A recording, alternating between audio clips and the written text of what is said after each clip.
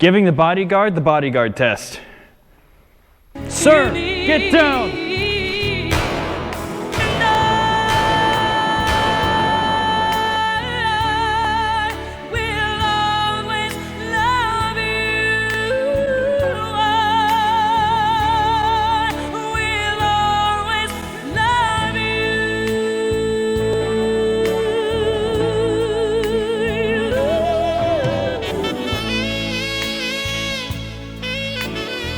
It's Mike, welcome to ADS. We are at the Modern Sportsman in Burnsville, Minnesota again, and we are going to be reviewing and taking a look today at Smith and Wesson's new pocket gun, their new conceal carry, their subcompact, the Bodyguard 2.0.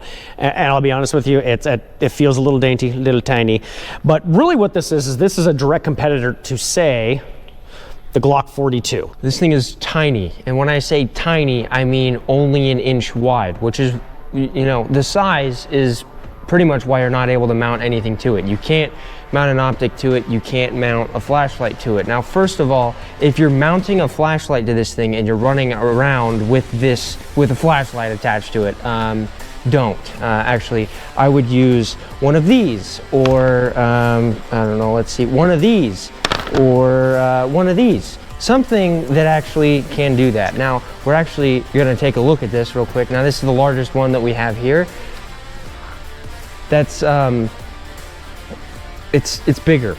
This is you, small, versus the guy she told you not to worry about. Trust me, pal, there's a lot to worry about. Now, like the Glock 42, the Smith and Wesson Bodyguard 2.0 is chambered in .380. And so this thing is going to be a direct blowback firearm, okay? So all that reciprocating force from the gunpowder burning off is what's going to operate that action. But really what they've done, which I actually am liking with this, is unlike the shield line for Smith and Wesson, what they did was that they made the proportionality of the angle, the grip, just a direct downscale of the M&P 2.0 series.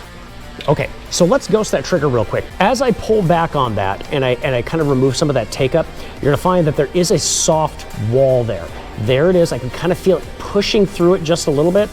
There's the break as it actually hits a plastic detent right here that arrests the movement of that trigger. Now, the reset is responsive, but very, very light. Is this the best trigger? No. Is it better than, say, a Ruger LCP in .380? Absolutely. I hate the triggers on those things. This is going to be a lot better. In fact, I would dare say, like, if you were in the market for a pocket gun, I would skip over the Ruger LCP. I would go with the Bodyguard 2.0. The discipling is a lot better on it. The grip texture, you know, really, really good. Those serrations are a lot better. I feel like this is an easier firearm to manipulate when pulling it from that pocket versus, say, that Ruger LCP. All right, so the Smith & Wesson Bodyguard 2.0. Let's actually throw a few rounds down range and see how this thing actually feels. I'm gonna kind of do a prediction here. This is a very small frame. I'm kind of predicting that this is going to be, it's gonna have some bite to it, okay? And one thing to note, you can kind of see it, there is an external safety on this firearm right there.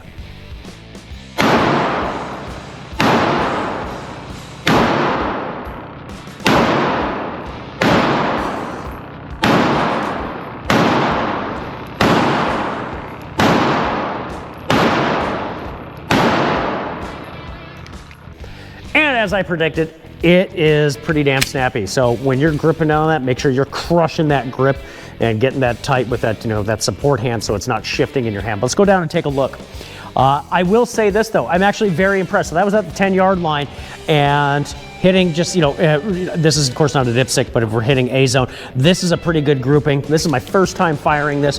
You know, and with that grouping and first time firing it, I am pretty happy with how the accuracy on this little guy is. That's pretty damn impressive. Again, at the 10-yard line, that was just, what did we do? How big are those mags? Just did a whole mag, 12 rounds, so 12 rounds. Pretty happy with this.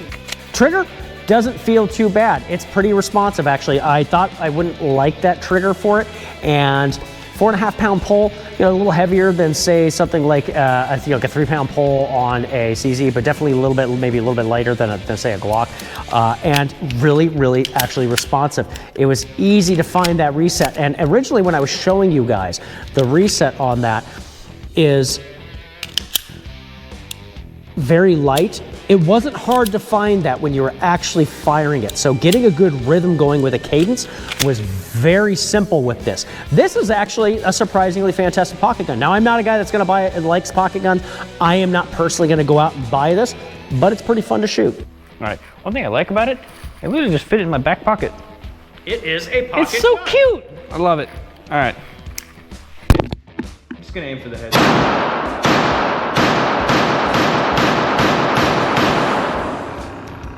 This is an adorable little, oh. Should we have a Oh, yep. malfunction?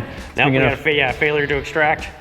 And now, failure to extract. That is not uncommon for 380. So it's all about finding that right ammo for a 380 gun. But this thing is an adorable little package. Honestly, I thought it was gonna be a lot more difficult to shoot. That was super easy. I mean, I have decent, so yeah, so I mean, it's not bad. One thing I do gotta say, I love how small it is because this would be perfect with, you know, enough training for a smaller woman. So like keep it in your purse. I like how even though, because it's small, it has a safety. I honestly don't mind just sticking it in my front pocket and we're good to go. Especially like purses or something like that. Actually, you can even fit it in your little coin pouch right here. Perfectly concealable. you show that again. Look at that. It fits in the coin pouch. It's so small. That's what that pocket's for. That's what it's for! If I don't snag it, I gotta make sure I don't snag it. It's just like this little...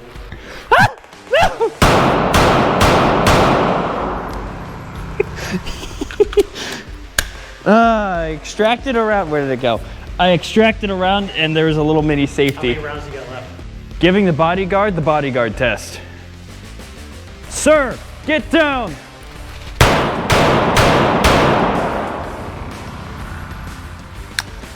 Ow! If you have too high of a grip, it bites you. Yeah. Oh, it bites you. Look at that. Ah! Yeah, not much beaver tail on this. Not much beaver tail. Not enough beaver on the tail. All right. Sir, that's her purse. Yeah.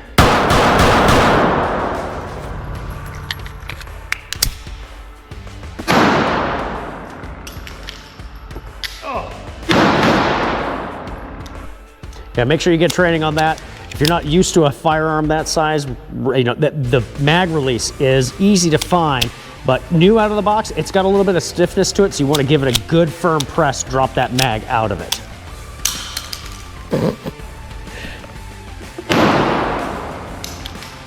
Oh, it's so dainty.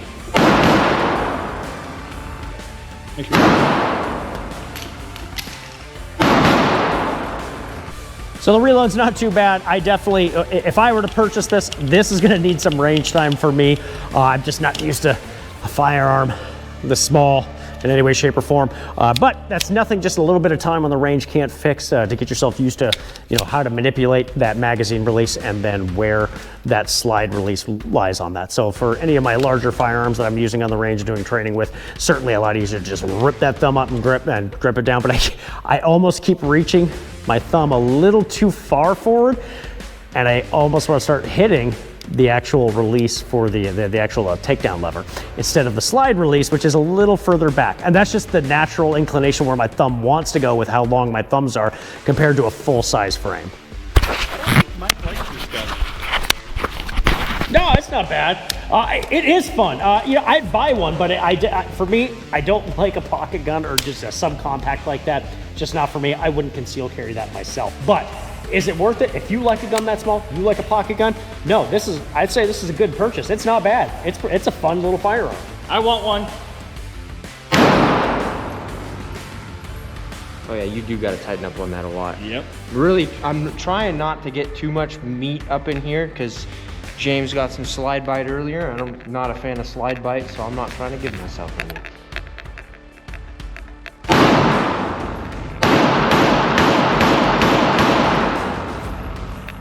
So it didn't lock back for me. I thought there was a failure to eject, but that was just because, well, my hands were on top of it. I'm not really used to a gun this small. My actual natural shooting position, anytime I'm holding a gun, my thumbs naturally want to sit here, which is like, there's a little bit of a gap. So I'm not used to shooting something this small. My shots are bottom left. Not used to this at all, but it's a nifty little trinket. I think a trinket is actually what I would call this gun. I don't know if I would call it a firearm. A trinket, a cereal box maybe. But just remember, folks, Christmas is right around the corner. If you've got a short friend who's gonna be returning to the North Pole, get him one of these. All right, so the Bodyguard 2.0 from Smith and Wesson. This is so the price tag on this, $400, about $399 at the gun store that we're at right now, the Modern Sportsman in Burnsville, Minnesota, and you're probably going to get about parity with that across the board. For $400, compared to say something like the Ruger LCP or even the previous line, the Shield with Smith & Wesson, I think this is actually the better purchase. So if you want a subcompact, you know, and this is even a lot smaller than say like the SIG P365. Yeah, so much smaller. Much smaller. You know, if I were to go a subcompact though, me personally, I like the P365 macro more. I know it's starting to get a little larger with the built-in compensator on SIG's line, but I think for a subcompact firearm for concealed carry, to me that's just a little bit better. But for a subcompact little pocket gun like this, I think this is a good purchase, especially at $400 bucks. What do you think, man? Yeah, no, I would 100% get one of these. I had so much fun with it. Like, the little cuteness inside of me, like the little cat ears. I see this as like one of your cute anime ex-girlfriends that you just that you keep around. Cute anime. All right, Senpai. Okay, so Senpai of this, the Bodyguard MP 2.0, Senpai approved. So this is Mike, Jaden, and James with Aegis Defense Solutions. Remember, stay prepared, not scared, and God bless and good night. Hey, and don't forget to subscribe to all our social media. We're on X, the Twitter, whatever you want to call it. We're on Facebook. Go visit us. Check out all the stuff we're doing. So, hey, God bless and good night, everybody. Size matters.